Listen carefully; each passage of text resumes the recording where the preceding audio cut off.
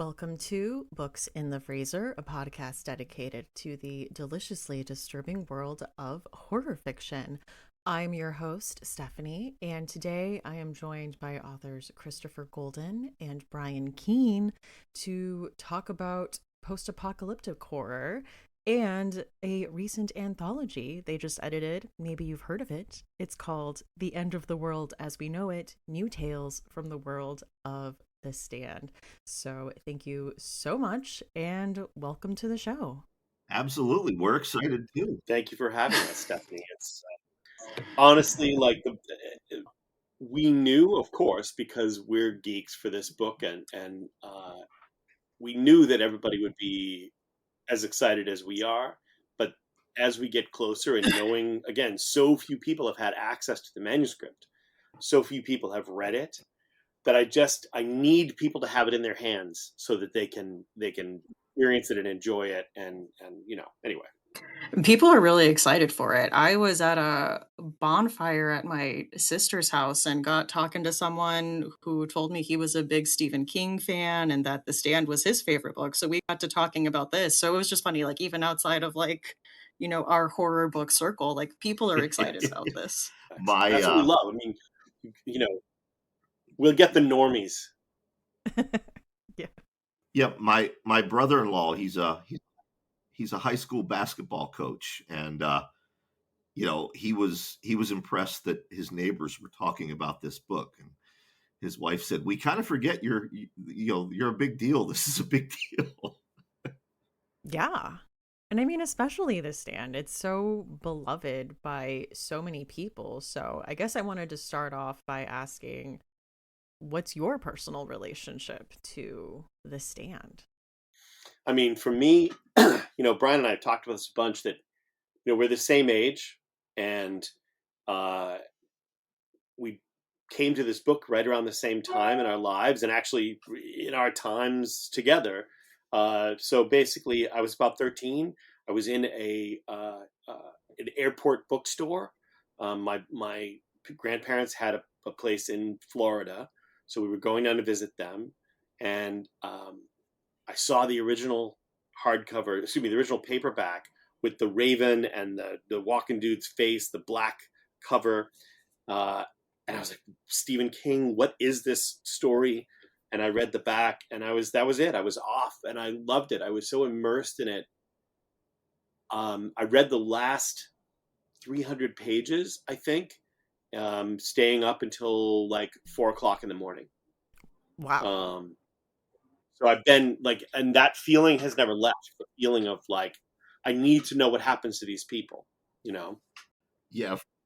Chris and I are a month apart in age, so we read it around the same age. Oh, wow. The Stand was my third King. It was the progression was Night Shift, which was my first grown-up book, and then Salem's Lot, and then The Stand.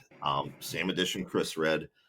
And there was nothing other than perhaps Lord of the Rings that ever held me that transfixed. And I have reread it every year since then. When the uncut edition came out, I started reading that instead. But yeah, I'm 57, so I can't do the math, but it's been decades, and I've read the book at more than 40 times. You've read it. Yeah, more than 40 times. Oh my Whereas I have read it 5 times. And I have read it once. Yeah, I feel like 5 times is a normal amount. Yeah. 40 something times might be a little excessive. Now, Brian, here's my question though. You said you'd read sorry to take over your podcast, Stephanie. No, my question for Brian is, when you got the extended edition, you started reading that one every year. Have you ever gone back in that time and reread the original version? I have, yeah. And I'm not a religious person. I'm not a Christian, but I imagine that it's quite like they must feel if they only read the Old Testament and don't include the New Testament. I found myself filling in the blanks that I knew were there, and the scenes like with the kid and all that stuff. but yeah, I have done that just as an experiment. Yeah. I know this is something you touch upon in your notes in the book, but with each reread, have you noticed a change in the characters that you relate to or find yourself gravitating toward? Oh, absolutely. When I was a young man, I was all about Larry Underwood. For one of the first times in my life, I was like, I know this guy. Hell, I think I might be this guy. He's a little older than me, but because I sort of had the same relationship with my parents, and I did not believe that I was a good person, much like Larry. Um, but I got to tell you, at 57, these days it is Glenn Bateman who I most identify with. He just wants to be left the hell alone, and if everybody would just listen to him, everything would be okay. He's got this deep philosophical, almost nihilistic view of humanity in the world, and yeah, I particularly on the last reread, which I did right before Chris and I started editing the book. It was, you know, Glenn's the way Glenn goes out in that book. I can't think of a finer death than that. Standing up to fascism, standing up to evil, and quipping, and he's sarcastic right up to the end. That's my new goal. I mostly identify with Kojak, the dog. No, it's funny because my parents were divorced when I was 11. My dad wasn't around that much, when I was a kid, and so I always say that I learned right and wrong from reading comic books, and then going into novels. So for me, Stu is always, Stu Redman is the guy. And that was the person I identified with the most because already at that age, I was that guy. I wanted to be. That's what I was aspired to be, that person, because my mother worked all the time and my dad wasn't there. Like, I had read The Outsiders by S.E. Hinton, and that was hugely influential for me as well.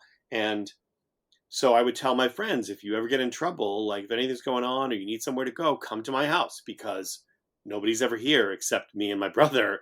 And, there could be a place for you to crash, kind of like the gang in The Outsiders.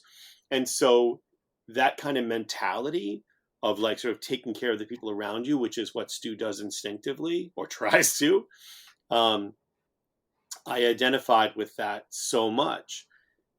At the same time,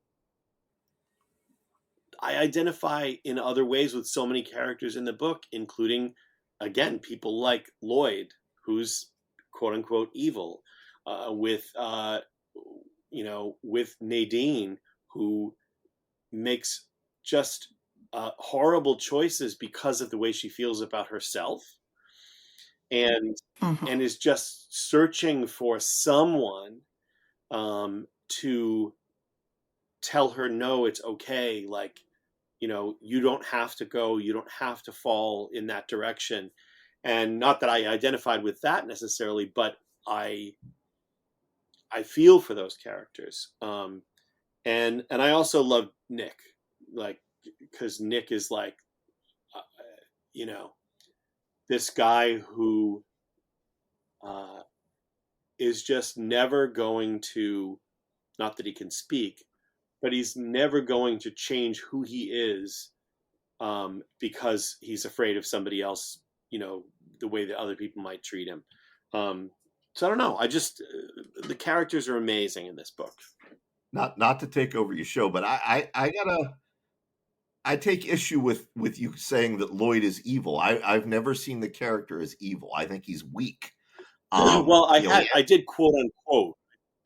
okay. I did say I quote unquote evil. He goes to the dark man's side and is his like right hand man, and he knows that what they're all doing is wrong, he does, right? but he's So he's he's he's using evil. he's I say he's weak and easily led. Poke leads him before, and then he ends up in jail because of what Poke does. Flag gets him out. He lets Flag lead him. I don't know that he's evil. I think he's weak, and I think that can be just as dangerous. But I mean, it's like saying Attorney General Bondi is not evil. She is. Anyway, go ahead, Stephanie. Sorry about that. No, I love this.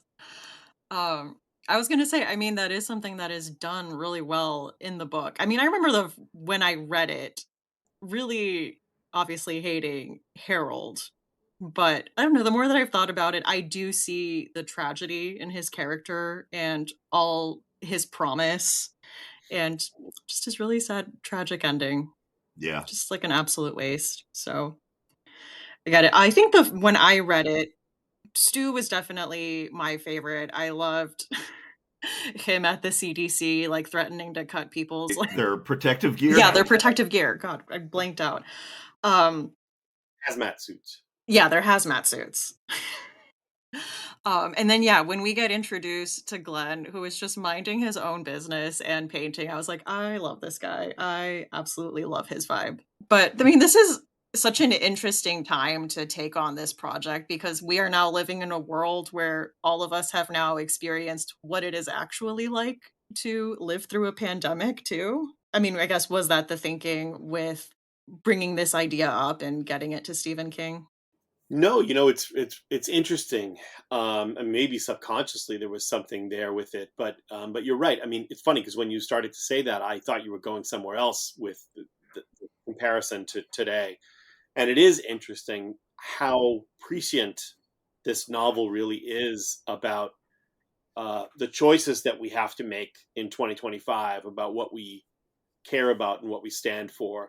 But yes, the pandemic. We have lived through a pandemic that had a hell of a lot lower death rate than Captain Tripp's, thank God. But yeah, no, it was literally just Brian and I. Well, Brian, talk about the drive-in. Yeah, so Chris and I had done a previous anthology similar to this one. It was a tribute to Joe R. Lansdale's trilogy of books, the Drive-In series, which were hugely influential on a number of authors. And we found this was, Chris and I have known each other 30 years, but this was the first time we'd actually worked on something together. We found that we worked well, and we were really happy with the book. Joe was happy with the book. And, Chris said, and well, I had said, prior to doing the Drive-In anthology, I had said, I'm done editing anthologies. I'm not doing any more of them. And I said, okay, Brian,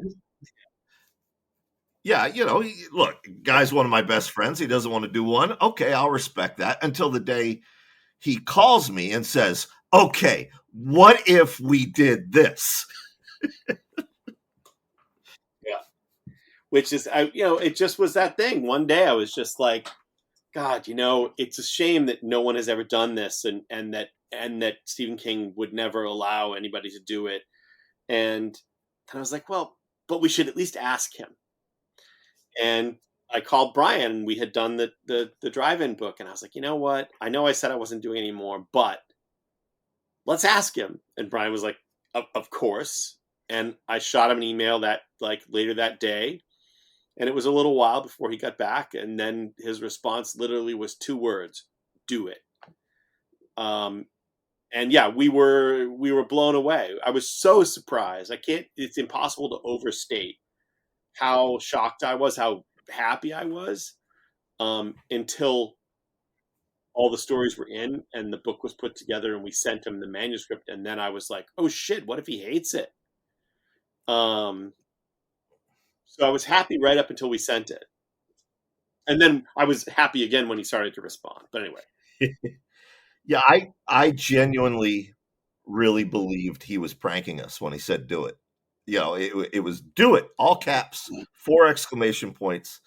And, I thought to myself, he understands this is me and Chris, right? I thought he was he was going to come back and go, psych, of course I'm not going to let you do that. But no, he was sincere. And like Chris said, when we sent him the manuscript, we thought, well, it'll be up like a month before we hear from him. No, he started emailing us the next day. He didn't respond with every story, but about every 3 or 4 stories, he'd send us an update. And he was so excited and so engaged with the material. And you could tell he was just having a ball. He was delighted with the stories. Yeah. And that made it real, I'm sure. Yeah. I mean, it's, he is legitimately the reason both of us do what we do. And so to have given him back even a tiny, tiny, tiny fraction of the enjoyment that we've gotten from reading his work is such a reward. To have him say yes. And I've said before too, Brian, that I truly believe that if I had asked him by myself or Brian had asked him by himself, he would have said no. But I think that because we were asking him together, it didn't feel like a sort of fanboy project. It felt like a generational horror writer community moment of just saying, okay, you know what? This isn't just one fan of yours, one writer going, oh, it would be fun if we did this. It was 2 guys who've been doing this for decades saying, the moment has arrived to be able to lift this particular story up and show how hugely influential it has been for generations of writers at this point. Yeah, I can imagine that. I had a question about the submissions and I guess submission guidelines. I'm wondering if it will be answered by the table of contents. The book is separated into chronological sections, like depending on where we are in the book, regarding Captain Trips and everything. And I was wondering if there was a chronological section that writers seemed to be the most interested in that you noticed. Definitely. Yeah. I mean, they definitely. No, I was going to say it. It ended up being broken into 4 parts, That's but right, the yeah. initial 3 parts were, the spread of Captain Trips, when people are migrating to Nebraska or Boulder or Vegas, and then stories set after the stand. That was our initial 3 parts. And I thought for sure that people would want to write about what happened after the stand, but what we got the most of was the spread of Captain Trips. And I do wonder if that was some subconscious thing left over from our own pandemic. Or Yeah. it's also possible, Brian, that it's just that those are the sections of the original novel that were most scarring to the people who read them. And so I want to live in that moment. But yeah, we did at a certain point, we did send out an email to say, hey, we're getting a lot of stories set here. So if you feel like you want to the people who hadn't yet turned their stories in. But I like the spread of the variation that we got. I think it works beautifully. And we have some really crazy stories. Yeah. Yeah. So if you guys had written a story for the anthology, where would it go? In which section would it go? That's a great question. It would be difficult for me. Yeah, it would be difficult for me to do only one. So knowing me, I probably would do a story set long after, but that also told whoever the characters would be. It would include the events of the plague in their family or something like that, so that I could have my cake and eat it too. Perfect. Mine would definitely take place after the conclusion of the novel. Probably early days, a guy who ignored both Mother Abigail and Flag and didn't answer their summons and just did his own thing. And, he's probably dealing with the ramifications of being alone and not talking to another human being for years and years now. Yeah, that'd be really interesting. I'm also curious what Stephen King thought of all the stories and their references and Easter eggs. Was that something that he called out? Yeah, I mean, from what we can tell, we did have to. So first of all, he had given special dispensation for Maurice Broaddus and Wayne Brady to write their story about Mother Abigail. And funnily enough, he didn't require people, that if the contributors hear me say this, they'll be mad at us. But it wasn't him that required them not to directly use the characters from the novel. It was us. I think it probably made our job easier, but I think it also made the end result way better, way richer than it would have been if they had been trying to, fit stories in with the characters that King created. But there were things that he, like, particularly Nat Cassidy's story. There were certain things, I don't want to spoil it for anybody, but there were certain things we had to make sure he was okay with. And Nat, he did send back a note to Nat explaining something, which was great. There's something in Nat's story that Nat, theorizes about within the story. He theorizes about something, and Steve sent a note to say this is what that really was. Oh, that's so cool. So yeah, without spoilers, it was Nat's story and David Scow's story that ultimately led to us adding a fourth part to the book. And I will say for listeners, this is an approachable anthology. You don't have to be a Stand super fan. Even if you've only read it once or you haven't read it, I think you'll enjoy it. I really liked the variety in stories, in locations, in chronology. Just all the different takes from the source material was so entertaining to read. I just wanted to say that I really enjoyed it. Thank you. Yeah, you don't have. I mean, crazy. The crazy thing is, you don't need to have read The Stand to enjoy every single one of these stories, which is kind of crazy to say. But obviously, we think you should read The Stand. We really tried. We really made an effort to get diversity in location, in timeline, in the authors. We wanted every corner of horror to be represented, from even down to the styles of the writers. So that was a purposeful and difficult task. Oh, I'm sure. And I feel like that definitely came through. I mean, there were so many stories I was reading where I just took a step back and thought, oh, I didn't even think about that. Yeah, like what happens if you're in Puerto Rico? You're on an island. Right. How are you supposed to get anywhere? What does that look like for you? So I really enjoyed, like I said, all of the diversity and variety within the anthology. But with all that being said, are we ready to pivot into talking about some post-apocalyptic horror books? Yes. Yeah, absolutely. let's do it. Okay, I can start us off with a recent book, one that I absolutely adored, that is American Rapture by C.J. Leede. And this is following a teen girl named Sophie who was raised and sheltered by strict Catholic parents. She has a brother who is gay and was sent to a conversion camp.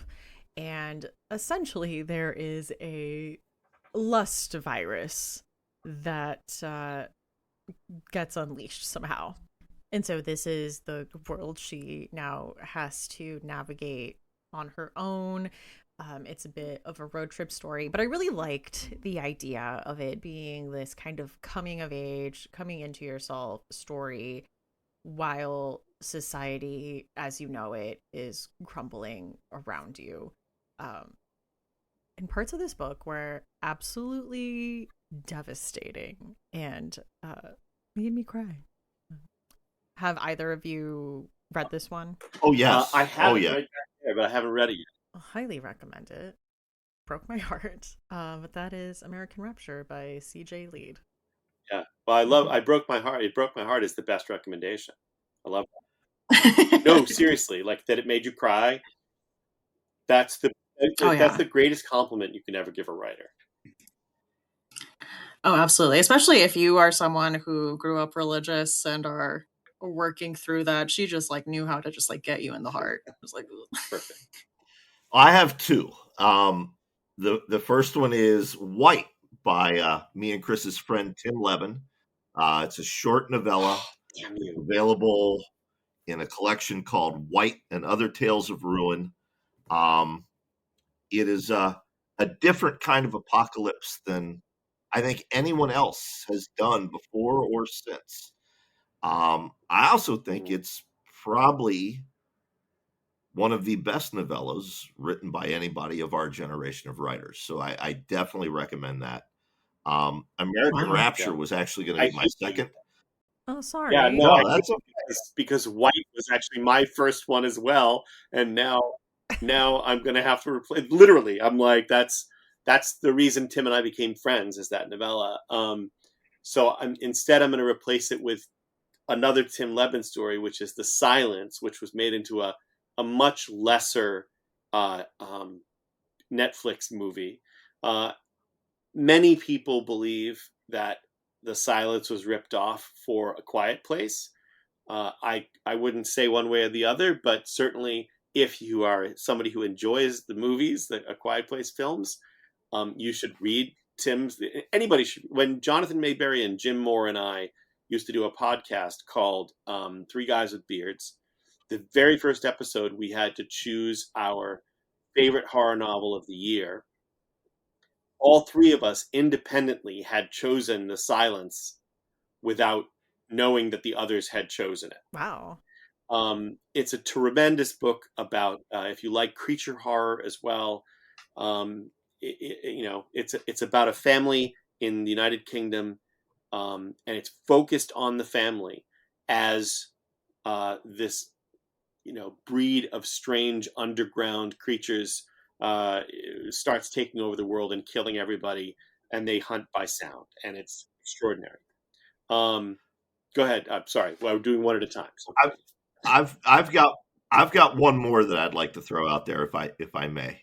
Um, Of course. every It's called Every Kingdom Divided. It's by a young author called Stephen Kozeniewski. The plot is after America's second Civil War, there are now red states and blue states. And this doctor in California gets a distress call from his fiance in Maryland, and he has to travel the country, navigate this. It's not really post-apocalyptic, but it is very dystopian. Um, it He wrote it before everything that's happening now, but much like The Stand, it is prescient. Uh, it's really just a superb, very very cleverly written book. So I highly recommend that. That sounds really good. I will be adding that to the list. My second pick is not horror per se, um, but it is a representation of a post apocalyptic world that has really stuck with me since I've read it, and that is Station 11 by Emily St. John Mandel. mhm. The novel opens up on a production of King Lear where one of the actors collapses in the middle of the play. And essentially, immediately after that is when the world starts to go crazy. Like, there's a deadly virus that's spreading, and you are following five characters who were connected to this play over like the next 15 years. So, like, one of the child actors in this play 15 years later is part of a traveling theater troupe in this post-apocalyptic world, and they put on Shakespearean plays. And one of the things I liked about this novel is that there is this big focus on rebuilding, and it reminded me of the part of The Stand I liked with all the committee meetings. Like, what is the protocol for when this happens? There needs to be rules in place if we are rebuilding society. These are the things we need to think about. So I really liked that angle of it. I think I also loved that this is about the importance of arts and the humanities and storytelling in times like these. Sorry, which also reminds me, one of the things about this stand that was quite prescient is that Stephen King did predict that the tech bros would go for fascism. It seems he was very correct about that. Oh yeah, he was right about that. Mm-hmm. I think. And by the way, Emily St. John Mandel is a phenomenal writer. I mean, just I read anytime she puts out a novel, I read her. She's I don't know. There's something about the way she unfolds, peels back the onion on characters that just is magic to me. Kind of like John Irving in some ways. I really feel there's a parallel there. Anyway, my second one is an old one, and uh, it's post-apocalyptic in a very different way. I don't know if you've read On the Beach by Nevil Shute. Um, No, I haven't. Brian, have you read On the Beach? Oh yeah, classic. Yeah. So On the Beach is was originally published, I think, in the 1960s or 50s, and basically it's set in a world where global thermonuclear war has happened, and you're in Australia, and essentially everybody's living their lives, going about their business, waiting for the nuclear cloud to come that's going to kill them all. Okay. And there's a submarine that that that they can survive for a certain amount of time aboard and all of that stuff. But it is a really fascinating exploration of the question of, like, what is humanity? What do we care about? What's important? What's life? What is important in life when you're it's sort of like Children of Men in the sense of in a very different way, in the sense that, like, okay, in Children of Men there are no more babies, so this is it. This is the end. And so what do we care about? What's important? What do we celebrate? Anyway, terrific. Believe it or not, it's a very heartwarming read, despite the fact that everyone in the book is going to die. And then I know where we were supposed to only pick two, Oh no, keep them but coming. one of my all-time favorite novels, all-time favorite movies, all-time favorite miniseries is The Day of the Triffids by John Wyndham. Take away the plants and it has been ripped off time and time and time again. It's the inspiration for the beginnings, for when Stu wakes up in the hospital in The Stand. That scene is inspired by the beginning of The Day of the Triffids. The opening of The Walking Dead is inspired by The Day of the Triffids. There's so many others. Another one just escaped my mind, but The Night of the Comet. So many parts of that inspired by Day of the Triffids. So if you haven't read it, you must. Okay, I must. Anyway, so there you go. I'll shut up now. No, honestly, the more recommendations, the better. I wanted to pick some things that people would not necessarily have read. So older books that they don't necessarily consider within the genre. Yeah. Malival by Robert Merle, Mhm. in which a bunch of people in France go down into the wine cellar and get absolutely hammered, just completely shit-faced. And when they wake up in the morning hungover, the world has ended. And they come up out of the wine cellar and it's all over. I mean, again, like, these are things that people haven't necessarily read. So anyway, there you go. And Brian, if you have any more, feel free. I mean, yeah, we could do this all day, but I'll limit myself to one more. Among Mad Men by Jim Starlin. Everybody knows Jim Starlin for his work in Marvel Comics, creator of Thanos and so many other characters. But he co-wrote several novels with Dania, and I can never pronounce her last name. And if she's listening, my apologies. I've never been able to pronounce your last name. But they wrote this one called Among Madmen. The premise is that psychosis begins to spread like a virus, murderous psychosis. Oh. So one day you're sitting there with your partner or your spouse and you're having a lovely dinner, and the next minute they're trying to gut you with a steak knife. And it's the main character is the sheriff of this small town whose wife has now contracted the virus. It's not really a horror novel. It's a human drama set in this post-apocalyptic setting. Probably inspired by the George Romero film The Crazies. Yeah. Oh, yeah. Absolutely. Yay, Pittsburgh. Well, Evans City, technically, but you get it. Perfect. Well, one of the questions I like to ask guests before we go is for a chilling obsession. What's something in horror you've been enjoying lately? It can be a movie, show, book. So many things. Go ahead. I'm sorry. I'm currently editing a 4-novella collection by Haley Piper, Laurel Hightower, Gemma Moore, and R.J. Joseph. I'm starting R.J.'s novella today, but I've completed Gemma's and Laurel's and Haley's, and all three of them were just, my God, did they deliver? 3 of the best novellas I've read in ages. Every single one of them broke my heart in a different way. So yeah, they'll be out. The book will be out in November from Pandy Press. So it won't be too long before folks can read them. Ooh, what's it called? We don't have a title for it yet. Okay. But if you go to Pandy Press, PANDI press.com, if you click their November gift box, the book comes in that. So you can pre-order it, even though we don't have a title for it yet.